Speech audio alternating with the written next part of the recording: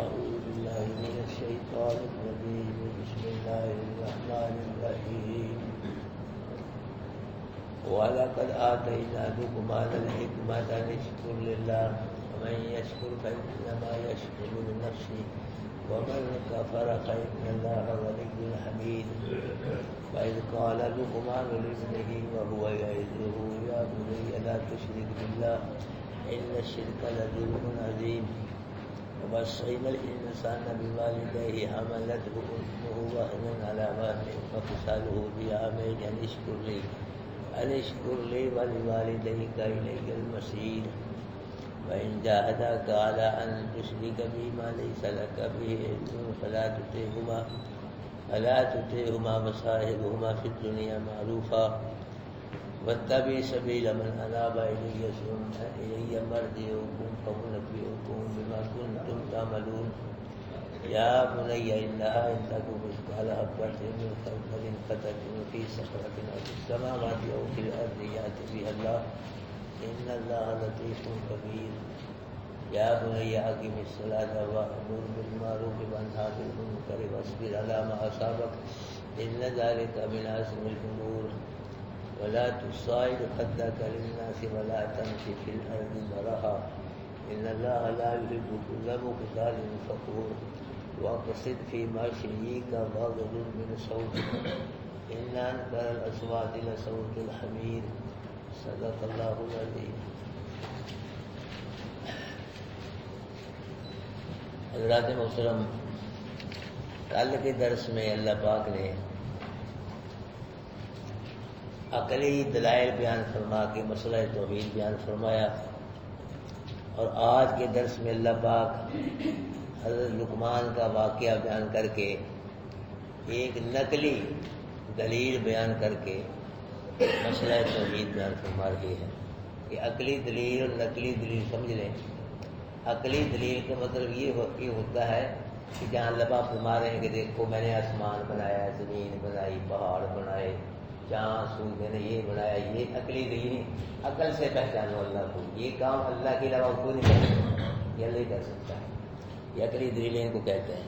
نقلی دلیل اس کو کہتے ہیں کہ اللہ پاک پہلے نبیوں کے حالات و واقعات بیان فرما کے مسئلہ توحید بیان فرماتے ہیں. اس کو نقلی دلیل کہتے ہیں، یاد رکھیں.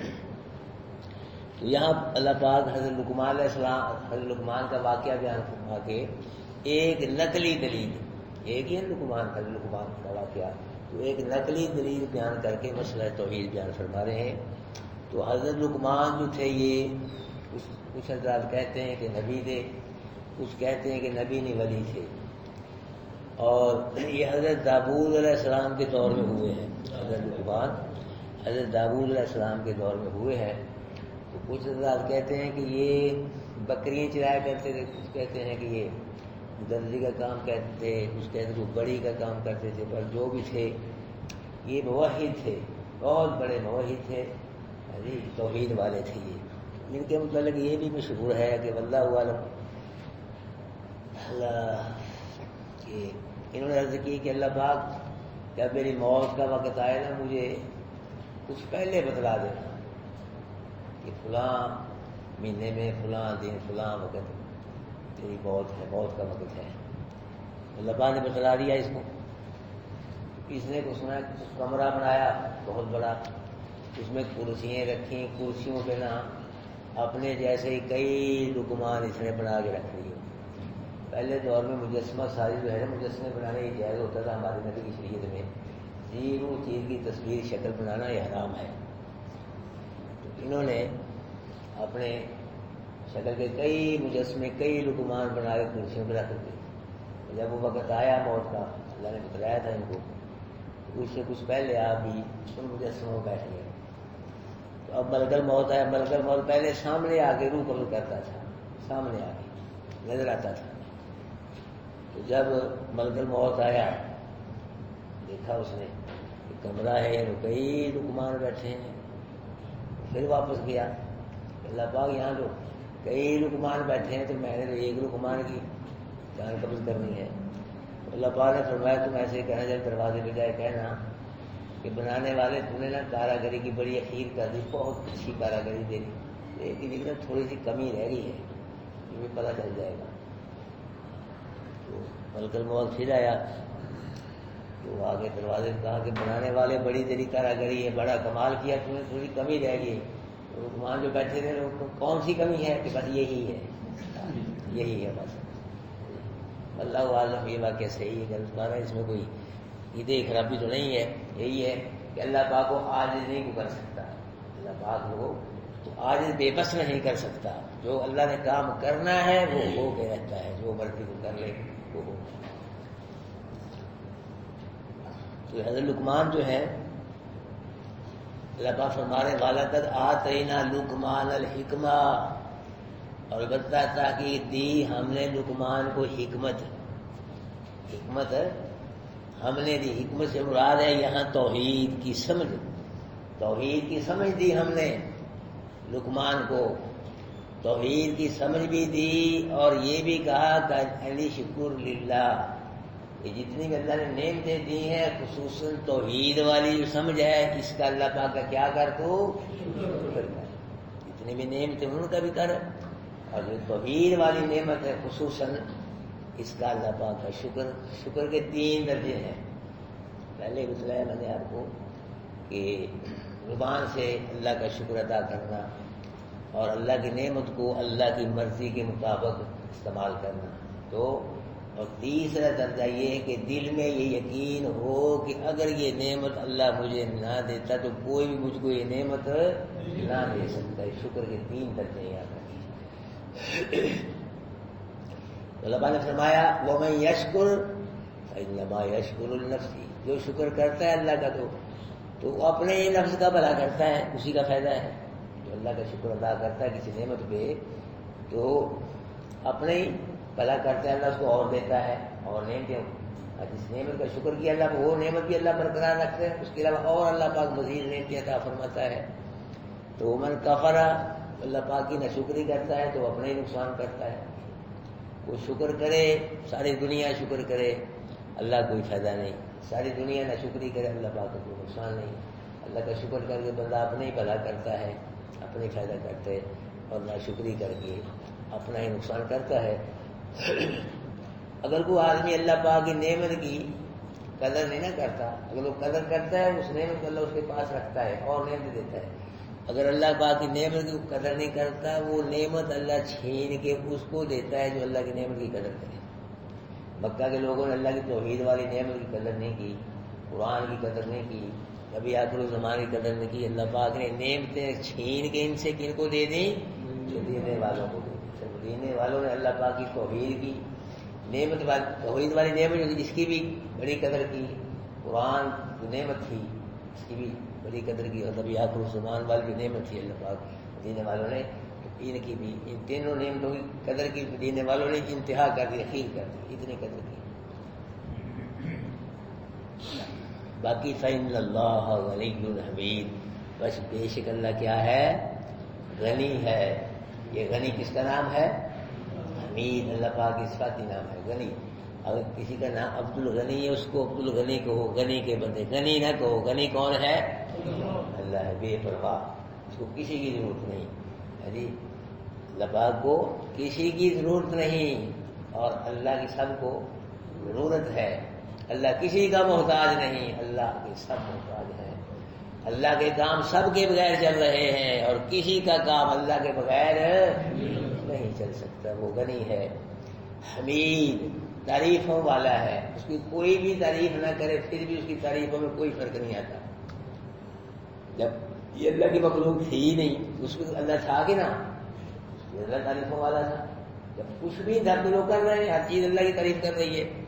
جب یہ مخلوق تھی نہیں، نہ زمین نہ آسمان، نہ چاند سورج ستارے انسان، کچھ بھی نہیں تھا، اللہ اکیلا تھا، تو اس وقت اللہ کیا تھا؟ تعریفوں والا تھا۔ تو اب بھی اللہ تعریفوں والا ہے۔ وَإِذْ قَالَ لُقْمَانُ لِابْنِهِ، اور جب کہا لقمان نے اپنے بیٹے کو، وَهُوَ يَعِظُهُ، وہ اس کو نصیحت کر رہے تھے، نصیحت کرتے کرتے جی لقمان نے اپنے بیٹے کو کیا کہا؟ یا بنیا، یہ بنیا لفظ جو ہے نا، یہ پیار کا لفظ ہے، ہمارے زبان میں کہتے ہیں میرے بچڑے، وہ میرے بچڑی، کیا بیٹے کو بچے کو بچڑا کہہ رہے بچڑی کہہ دیتے ہیں، یہ پیار کا لفظ ہے یاد بنیا کہ میرے بیٹے لا تشرک باللہ، اللہ کے ساتھ کسی کو شریک نہ بنانا۔ یہ وصیت کی کہ بیٹا میرے بیٹے اللہ کے ساتھ کسی کو شریک نہ بنانا۔ لفظ شرک جو ہے نا یہ میں نے پہلے ہی بتایا تھا، اس کا لغوی معنی ہے کسی چیز کو کسی چیز میں کسی کا شریک کر دینا۔ یہ لفظی معنی لفظ شرک کا لغوی معنی کہ کسی کو، یاد رکھیں، کسی کو کسی چیز میں کسی کا، یہ لفظی معنی ہے۔ مثلا دکان کسی کی ہے، کوئی آدمی اس میں کسی اور کو شریک کر دے، اس کو شریک کہتے ہیں۔ دکان کسی کی ہے جی، کوئی آدمی جو اس میں شریک ہے ہی نہیں، اس کا حصہ ہی نہیں جی، اس میں شریک کر بھی اس کا بھی حصہ ہے۔ اب ہماری ایک دکان ہے، زمین ہے، کارخانہ ہے جی، تو کوئی کہے کہ اس کا بھی مولوی صاحب حصہ ہے، ہم برداشت کریں گے؟ بھائی کو برداشت نہیں کرتے ہم، بھائی کو وہ کہے بھی تیرے بھائی کا بھی اس میں حصہ ہے، اس پاس میں اس پراپرٹی میں، کبھی بھی برداشت نہیں کرتے۔ بھائیو یہ کسی کو کسی چیز میں کسی کا شریک کر دینا، یہ کیا ہے لفظ شرک کا لفظی معنی، لغوی میں اصطلاحی معنی اس کا یہ ہے کہ اللہ کی مخلوق کو اللہ کی ذات و صفات میں شریک کرنے کا نام شرک ہے۔ جیسے کہ اب لوگ کر رہے ہیں، نور من نور اللہ، اللہ کے نور سے نور، یہ ذات میں شرک ہے جی، اور جو مانگ رہے ہیں نبیوں ولیوں سے یہ صفات میں شرک ہے۔ سجدہ کرنا، نظر نیازیں دے رہے ہیں نبیوں ولیوں کے پیروں کے نام کی، یہ صفات میں شرک کر رہے ہیں۔ اب لوگ اللہ کی ذات میں بھی شریک کر رہے ہیں، اللہ کی مخلوق کو صفات میں شریک کر رہے ہیں۔ فرمایا لا تشرک باللہ، بیٹا اللہ کے ساتھ شریک نہ بنانا۔ کیوں؟ ان الشرک لظلم عظیم، بے شرک جو ہے یہ سب سے بڑا گناہ ہے، یہ ظلم عظیم ہے، اس سے بڑا اور گناہ کوئی نہیں ہے۔ شرک کو اللہ نے ظلم کہا ہے اور مشرک کو اللہ نے ظالم کہا ہے۔ شرک کو کیا کہا ہے؟ ظلم، اور مشرک کو ظالم۔ ظالم وہ ہوتا ہے جو کسی کا حق، مستحق کا حق غیر مستحق کو دے دے، کسی کا حق ہے ہی نہیں، وہ چاہ کے دوسرے کو دے دے، اس کو کیا کہتے ہیں؟ ظالم ہے۔ تو جب آیا تھا نا اس نے جی، یہ زمیندار سے ان کی زمین نے گزاروں کو دے دی، کارخانے کسی کو دے دی، بڑا ظالم ہے۔ کسی کا کسی کو دے رہا ہے، یعنی ظالم اس کو کہتے ہیں کہ مستحق کا حق چھین کے غیر مستحق کو دے دے، وہ ظالم ہوتا ہے۔ تو مشرک بھی اللہ کا حق مخلوق کو دیتا ہے، یعنی سجدہ کس کا حق ہے؟ یہ مخلوق کو بھی کرتا ہے، اللہ کا حق مخلوق کو دیتا ہے۔ مانگو کس سے؟ کس کا حق ہے؟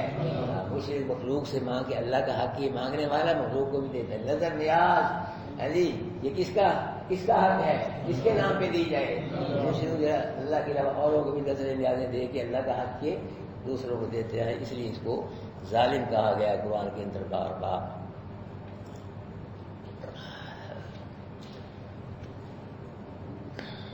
وَوَصَّيْنَا الْإِنسَانَ بِوَالِدَيْهِ، اور وصیت کی ہم نے انسان کو کہ ماں باپ کے ساتھ کیا کرنی ہے؟ نیکی کرنی ہے۔ پہلے اللہ پاک نے اپنا حق بیان فرمایا، پھر ماں باپ کا حق بیان فرمایا، پھر ساتھ ہی ماں کا حق۔ حملتہ امہ وہنا علی وہن، کہ اس کی ماں نے اس کو یعنی بیٹے کو اٹھایا، وہنا علی وہن، کمزوری پہ کمزوری کو برداشت کرتے ہوئے، ایک کمزوری آ گئی پھر کمزوری آ گئی پھر کمزوری آ گئی، جیسے جیسے ماں کے پیٹ میں بچہ بڑھتا ہے نا ویسے ویسے ماں کمزور ہوتی جاتی ہے، بچے کو پیٹ میں اٹھانا مشکل سے مشکل ہو جاتا ہے۔ آج کچھ اور ہے، 2-4 دن بعد اور مشکل آ گئی، بچہ بڑا ہو گیا، مہینے بعد اور، یعنی کمزوری پر کمزوری کو برداشت کرتے ہوئے ماں نے اس کو کئی مہینے پیٹ میں اٹھایا ہے۔ وَفِصَالُهُ فِي عَامَيْنِ، اور پھر دودھ چھڑانا اس کا 2 سال میں، 2 سال تک بچے کو دودھ پلایا جاتا ہے، یہی مشقت والا عمل ہے۔ تو ماؤں کو پوچھو نا، ہمیں کیا پتا، جو دودھ پلاتی ہیں بچوں کو، کتنے مشقت والا عمل ہے دودھ پلانا۔ پھر دودھ کے زمانے میں بچہ اس کی پرورش کرنی، تربیت کرنی، اس کو سنبھالنا دودھ کے زمانے میں تو کتنا مسئلہ ہے۔ کہتے ہیں کہ ایک شخص نے اپنی ماں کو اپنے کندھے پہ اٹھا کے، پچھلے دور کے اندر اتنی سواریاں تو نہیں ہوتی تھیں، جو جہاز وغیرہ ہے، سنا ہے وہ ہندوستان سے لے گیا اپنی ماں کو کندھے پہ اٹھا کے، تو جا کے بیت اللہ سے طواف کرایا، صفا مروا، مدینے کندھے پہ سارا کام اس نے کرایا۔ تو پھر اس نے کہا یہاں سب سے بڑا مولوی کون ہے عالم مدینے، میں نے مسئلہ پوچھنا ہے۔ لوگوں نے بتلایا امام مالک رحمۃ اللہ علیہ سب سے بڑے یہاں کیا ہے عالم ہے، ان کے پاس گیا تو عرض کی حضرت صاحب میں نے اپنی ماں کو کندھوں پہ اٹھا کے ہندوستان سے یہاں لایا، پھر طواف سائی جو بھی حج کے ارکان سارے میں نے پورے کرائے، تو میں نے اپنی ماں کا جو حق ہے مجھ پہ وہ ادا کر دیا۔ تو امام صاحب نے فرمایا تو نے اپنی ماں کا ایک رات کا حق بھی ادا نہیں کیا، ایک رات تیری ماں نے تیری خدمت کی ہے اس کا بھی کہ وہ رات کون سی ہے؟ امام صاحب نے کہا وہ رات یہ ہے کہ سردی کا موسم تھا اور بارش برس رہی تھی، یک بستہ ہوائیں چل رہی تھی، ٹھنڈی سردی تھی، اور تیری ماں تجھ کو ساتھ لے کے بستر میں لیٹی ہوئی تھی، تو نے پیشاب کر لیا بستر میں، تیری ماں نے تجھے ڈانٹا نہیں مارا نہیں بلکہ اٹھا کے دوسری طرف ڈالیا، تھوڑی دیر ہوئی وہاں بھی تو نے پیشاب کر دیا، پھر تیری ماں ناراض نہیں ہوئی اس سے، تیری ماں نے تجھ کو اٹھا کے سینے پہ لٹا دیا، تو ساری رات ماں کے سینے پہ سوتا بھی رہا، دودھ بھی پیتا رہا ماں کا، تیری ماں نے تیرے پیشاب والی جگہ ساری رات گزار دی، اس رات کا سوائے ایک رات ہے، ایسی کئی راتیں آتی ہیں۔ ماں باپ کا حق جو ہے یہ بہت بڑا حق ہے، اللہ پاک اپنے حق کے بعد ماں باپ کا ہی حق بیان فرمایا قرآن کے اندر بار بار۔ پھر فرمایا انشکر لی، میرا شکر کر میرے بندے، یعنی میرے توحید والا بن جا، اور والی والدین اپنے ماں باپ کا بھی شکر کر، میرا توحید والا بن جا، آپ اپنے ماں باپ کی اطاعت کر، شکر کر۔ کچھ رات کہتے ہیں کہ جس نے 5 نمازیں پڑھ لیں اس نے اللہ کا شکر ادا کر لیا، اور جس نے 5 نمازوں کے بعد ماں باپ کے حق میں دعا مانگ لی اس نے ماں باپ کا شکر ادا کر لیا۔ دوبارہ الیہ المصیر، اللہ پاک فرما رہے ہیں کہ میری طرف ہی لوٹ کرانا ہے، تیری حساب کتاب ہوگا، پھر جزا و سزا ہوگی۔ آگے اللہ پاک نے فرمایا وَإِن جَاهَدَاكَ عَلَىٰ أَن تُشْرِكَ بِي مَا لَيْسَ لَكَ بِهِ عِلْمٌ، ماں باپ کا بڑا حق ہے، بار بار ہے کہ ماں باپ سے نیکی کرو، لیکن اگر مجبور کریں تجھ کو تیرے ماں باپ عَلَىٰ أَن تُشْرِكَ بِي مَا لَيْسَ لَكَ بِهِ عِلْمٌ، یہ کہ شریک بنائے تو ساتھ میرے اس چیز کو جس کا تجھے علم نہیں ہے، یعنی شرک کا کوئی علم نہیں، شرک کے لیے کوئی سند نہیں، کوئی دلیل نہیں ہے، اللہ پاک فرما رہے ہیں ماں باپ کا حق ہے، لیکن ماں باپ اگر کہیں کہ تو میرے ساتھ کسی کو شریک بنا تو فلا تطیعہما، ان کی پھر اطاعت نہیں کرنی، کاموں میں اطاعت کرو، لیکن اگر ماں باپ کہیں کہ شرک کر، قبروں کو پوج، قبروں والوں سے مانگ، قبروں والوں کو سجدے کر، قبروں والوں کی نظریں نیازیں دے، قبروں والوں کو مشکل کشا حاجت روا بڑا، جس طرح کے لوگ آج شرک کر رہے ہیں، اگر ماں باپ تجھ کو شرک کرنے پہ مجبور کرے تو فلا تطیعہما، ماں باپ کی اطاعت نہیں کرنی، لیکن وصاحبہما فی الدنیا معروفا، ہاں شرک والی اطاعت نہیں کرنی کیونکہ اللہ کے مقابلے مخلوق کی اطاعت نہیں کی جائے گی، لیکن دنیا کے اندر اچھے طریقے سے اس کا ساتھی بن جائے، ساتھی بن جائے، نیکی کر، ماں باپ کافر بھی ہوں مشرک پھر بھی ان کے ساتھ نیکی کرنی ہے، اور اتباع کسی کرنی ہے واتبع سبیل، ماں باپ کی سلسلے میں اتباع نہیں کرنی، واتبع سبیل من اناب الی، اتباع کر اس کے رستے کی جس نے میری طرف رجوع کیا، یعنی جو توحید والا ہے اس کے پیچھے چل، اس سلسلے میں ماں باپ کی بات شرک نہیں کرنا، جو توحید والا ہے موحد ہے اس کے پیچھے چل، اس کی اتباع کر، پھر ماں باپ کی اتباع نہیں کریں، ثم الی مرجعکم، پھر تم سب کا میری طرف ہی لوٹنا ہے، فانبئکم، پس بتلاؤں گا میں تم کو جو تھے تم عمل کرتے، اگر ماں باپ نے شرک کیا ہوگا تو ماں باپ کو شرک کی سزا دی جائے گی، اگر اولاد توحید والی ہوگی تو اولاد کو توحید کی جزا دی جائے گی۔ اللہ اکبر کبیر، فرمایا یا بنیا، اے میرے بیٹے، انہا ان تکو مثقال حبۃ من خردل، کہ اگر شرک رائی کے دانے کے برابر بھی ہوا، شرک رائی کے دانے کے برابر بھی ہوا، اور فتکن فی صخرۃ، اور ہے بھی وہ پتھر میں، شرک کیا ہے؟ رائی کے دانے کے برابر ہوا اور ہے بھی وہ کہاں؟ پتھر میں چھپا ہوا، کسی کو نظر نہیں آتا، پتھر میں کچھ چیز چھپی ہوئی کسی کو نظر آتی ہے؟ کچھ بھی ہو، رائی کے دانے کے برابر شرک ہوا اور ہے بھی کہاں؟ وہ پتھر میں چھپا ہوا، او فی السماوات، یا آسمانوں میں ہے وہ رائی کے دانے کے برابر شرک، اتنی دوری کی وجہ سے بھی وہ چیز نظر نہیں آتی. رائی کے دانے کے برابر کوئی چیز ہو بھی آسمان میں نظر آ جائے گی اتنی دوری کی وجہ سے. او فی الارض یا زمین کے اندھیروں میں ہے وہ رائی کے دانے کے برابر. سمجھا گی بات ہمیں کہ اگر کوئی رائی کے دانے کے برابر شرک ہے, کوئی ذرہ شرک کا, وہ کہاں ہے؟ پتھر میں ہے چھپا ہوا, نہیں نظر آتا کسی کو. یا آسمان میں, آسمان میں اتنی دور کون دیکھتا؟ یہ زمین کے اندھیروں میں ہے بھی نظر نہیں آتا.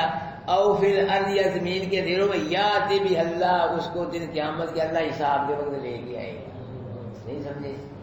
اگر پتھر میں مثال بیان ہونے لگا, رائی کے دانے میں شرک چھپا ہوا ہے, آسمانوں میں ہے, زمین جہاں بھی ہے, جو بھی کسی نے شرک حساب کے وقت اللہ اس کو لے کے آئے گا, شرک کو حساب ہوگا.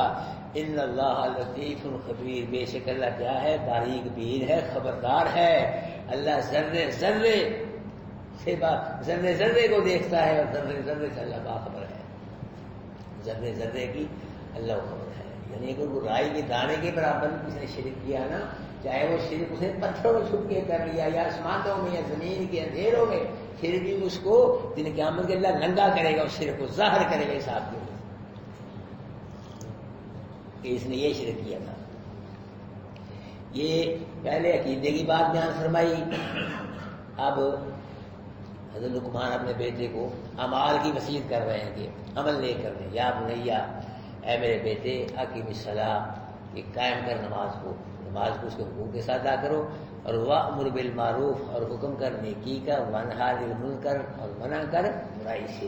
یہ اعمال کی بات ہو رہی ہے. سب سے بڑی نیکی اللہ کی توحید ہے, اور سب سے بڑا گناہ کیا ہے؟ شرک ہے.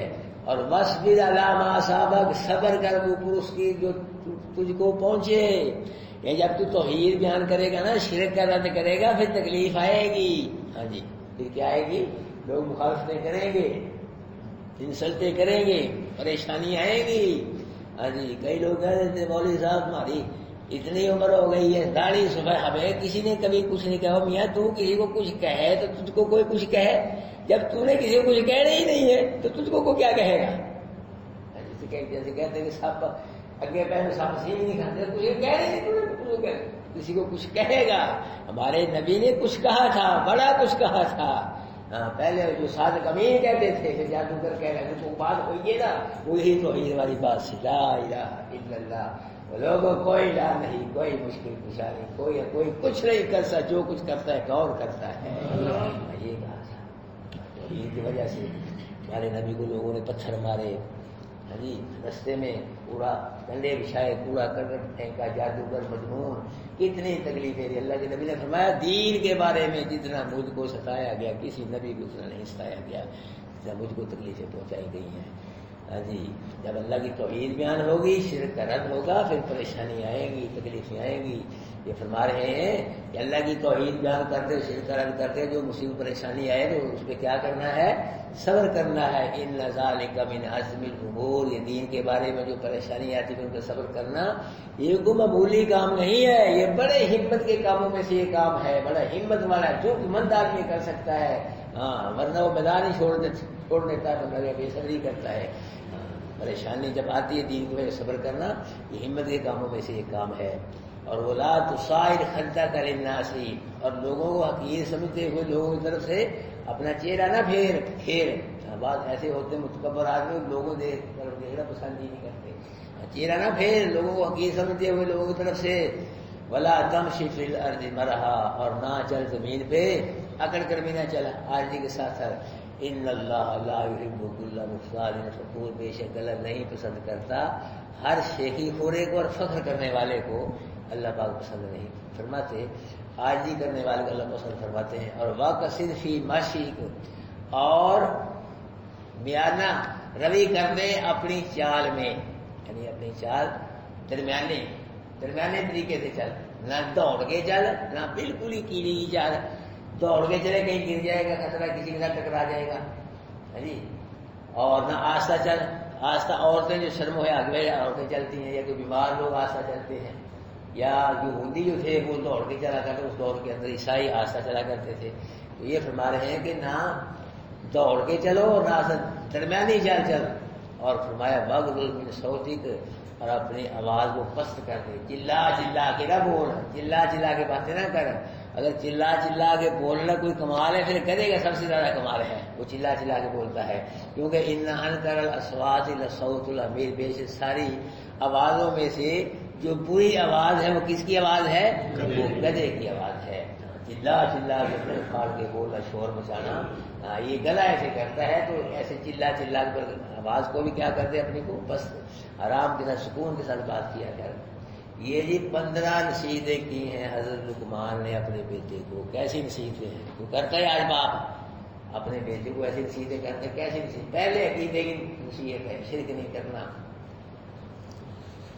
پھر دوسری نصیحتیں فرمائی، 15 نصیحتیں فرمائی ہیں۔ دیندار جو لوگ ہوتے ہیں نا، دیندار، وہ اپنے بچے کو دین کی نصیحتیں کرتے ہیں، اور جو دنیا دار ہیں وہ دنیا کی نصیحتیں کرتے ہیں۔ یہ کارخانہ سنبھال کے رکھنا، زمین ہے اس کو ظاہر انتظار میں نے بڑی مشکل سے اس کو ٹھپ نہیں ہونا چاہیے۔ دنیا دار دنیا کی نصیحت کرے گا، اور جو دیندار ہوگا وہ کس کی؟ دین کی نصیحت کرے گا۔